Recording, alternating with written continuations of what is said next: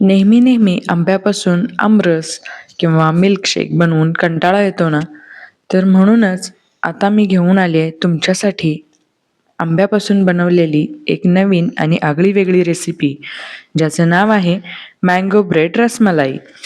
चला तर मग व्हिडिओला सुरुवात करूया. पण त्यापूर्वी अजूनही जर तुम्ही माझ्या चॅनलवर नवीन असाल तर प्लीज माझं चॅनल सबस्क्राईब करा, सोबतच बेल आयकॉनवरही क्लिक करा.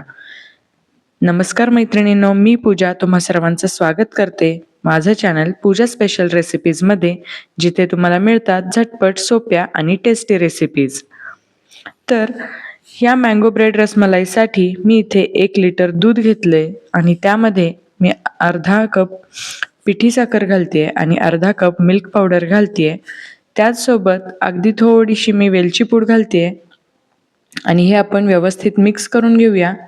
आणि आता मी घातलेत एक 4 ते 5 केशरचे धागे आणि हे आपण व्यवस्थित मिक्स करूया. हवं तर तुम्ही इथे ब्लेंडरचा सुद्धा उपयोग करू शकता. आता इथे मी 3 हापूस आंबे घेतलेले आहेत आणि ते आंबे अशा प्रकारे चिरून आपल्याला त्याचा पल्प काढायचा आहे. यामधील मी आंब्याच्या थोड्या फोडी बाजूला ठेवलेल्या आहेत आणि हा जो पल्प मी काढलेला होता तो मी इथे या दुधामध्ये मिक्स करते आणि हे पुन्हा एकदा आपण फेटणीच्या साहाय्याने असं फेटून घेतोय. तर आपला हा रसमलाईचा रस तयार झालेला आहे. आता हे आपण थंड होण्यासाठी थोडा वेळ फ्रीजमध्ये ठेवूया. याची कन्सिस्टन्सी तुम्ही बघू शकता, अगदी रबडीप्रमाणे दाटसर झालेली आहे. आता आपण स्टफिंग बनवून घेऊयात. स्टफिंगसाठी मी इथे अर्धा कप मलाई घेतली आहे. तुम्ही हवं तर फ्रेश क्रीम सुद्धा घेऊ शकता. त्यामध्ये 4 ते 5 मोठे चमचे मी पिठी साखर घालते आणि 4 ते 5 चमचे मी डेसिकेटेड कोकोनट घालते.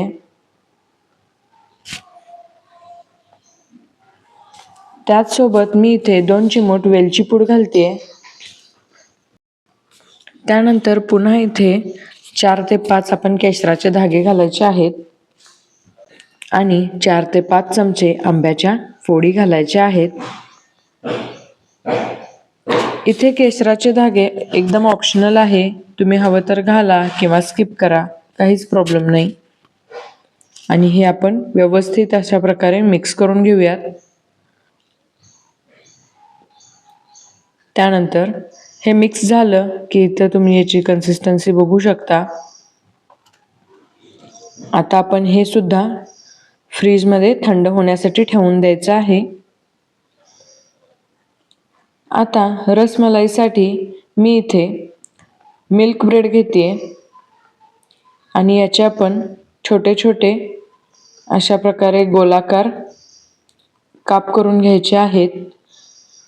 तुम्ही कटर किंवा एखाद्या डब्याच्या झाकणाने सुद्धा हे करू शकता, अगदी पटकन बनतात. अशा प्रकारे सारे गोल मी इथे करून घेते.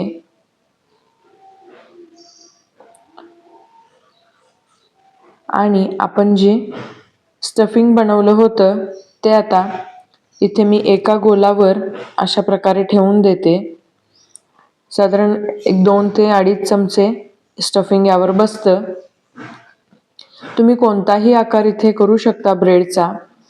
त्यानंतर दुसरा ब्रेड मी यावर असा ठेवून देते आणि हे अशा प्रकारे आपल्याला सँडविच करून घ्यायचं आहे. पुन्हा एका ब्रेडचा गोलाकार तुकडा घेतलेला आहे आणि त्याच्यावर स्टफिंग लावून मी दुसऱ्या ब्रेडचा तुकडा त्यावर ठेवून देते. अशा प्रकारे आपण उरलेले सुद्धा सँडविच करून घ्यायचे आहेत.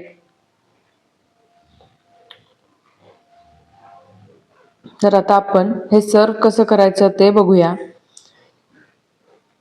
आता एका प्लेटमध्ये हे सारे सँडविचेस मी ठेवते आणि आपण जे दुधाचं मिश्रण बनवलं होतं ते आता आपण यावरती अशा प्रकारे थोडं थोडं घालायचं आहे.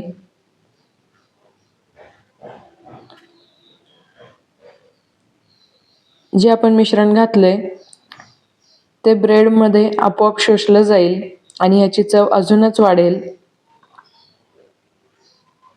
तर आता यावरून थोड्या आंब्याच्या फोडी आणि थोडेसे ड्रायफ्रुट्स घाला.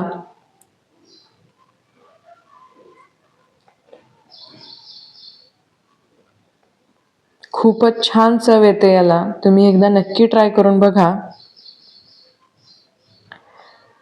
तर मैत्रिणींनो, ही आपली मँगो ब्रेड रसमलाई खाण्यासाठी तयार आहे. ही रेसिपी तुम्हाला कशी वाटली हे मला नक्की कमेंट करून कळवा. व्हिडिओ जर तुम्हाला आवडला असेल तर एक लाईक नक्की करा. सोबतच तुमच्या फ्रेंड्स आणि फॅमिलीसोबत शेअर करा. आणि यानंतर तुम्हाला कोणती रेसिपी बघायला आवडेल हे मला कमेंट बॉक्समध्ये नक्की कळवा.